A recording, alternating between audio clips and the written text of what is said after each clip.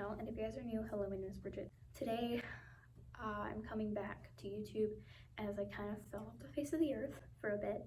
Sorry if this video is a little long. I don't know how long it's going to be, as I do have a lot of things to explain. But before we get on with the video, please remember that I only share a portion of my life on YouTube, and the decisions I have made are either to benefit me or my animals.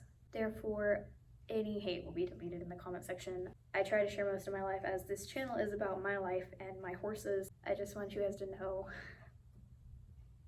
don't just go assuming. I'll try and explain everything as best as I can. So the first thing, why did I fall off the face of the earth for a bit?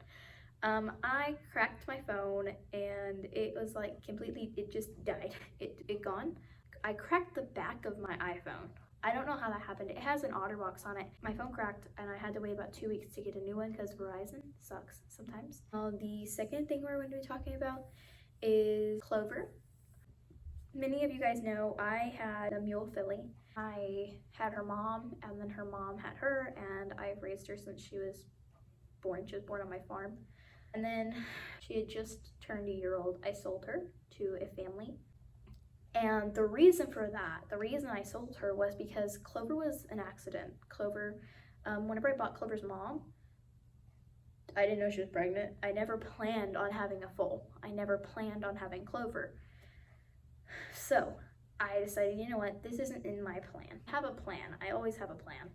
And she was not in it. And so my new plan was to train her as best as I could and sell her and buy me a barrel horse. So I did that.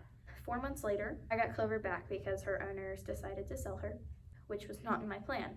And it really sucked because I had so many other things going on at the time, and I have 2 project horses at the moment. So then I got my mule back, who is definitely a project because she needed a lot of work to get back to when I had her. A couple days ago, we had officially made a breakthrough. She was learning everything so quickly. She was being respectful. I made a hard decision, and like I said, Clover wasn't in my plan.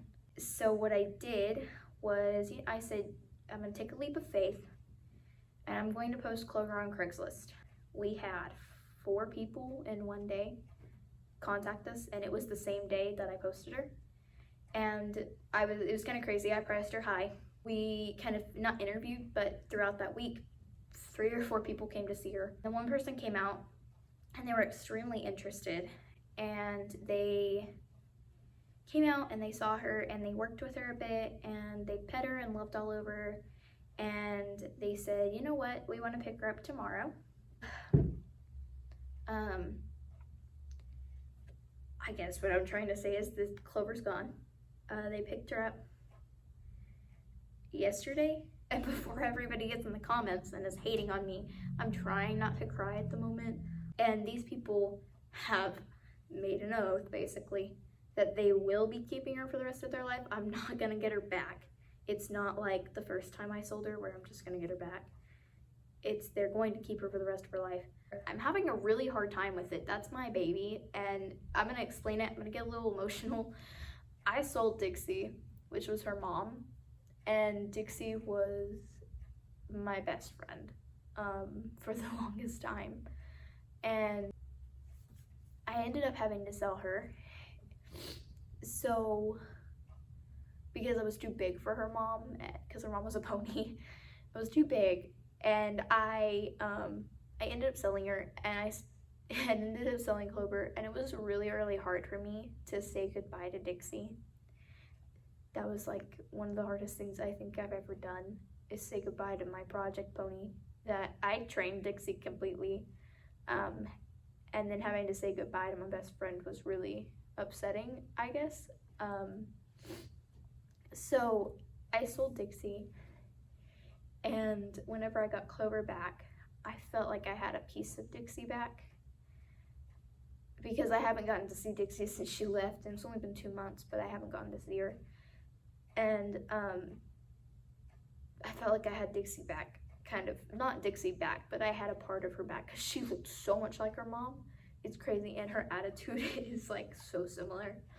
Then I had to sell Clover, and I was an absolute wreck. I still am, I guess, but I I kind of had to say goodbye to Dixie again.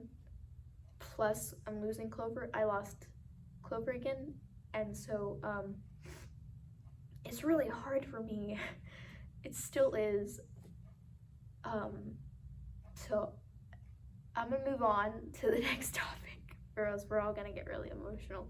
The next thing we're talking about is a little bit more exciting and hopefully can brighten this video up a bit. So my trainer, she's my rodeo coach, she bought a horse a year ago from an auction.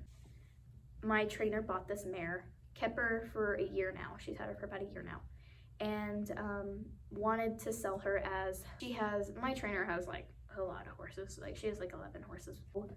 She asked us to come try her, and I was like, you know what, I'm not really in the market. I'm not looking for one, but she insisted and brought her to a lesson, and I tried her, and my whole family did. My dad got to ride her, my mom got to ride her, all my siblings, and she was absolutely the sweetest mare I have ever been on. My trainer wanted to sell her to us for a very cheap amount. I'm not going to disclose, because my trainer wanted her to go to somebody that she could still see her, and she would still get to see her with us. We bought a horse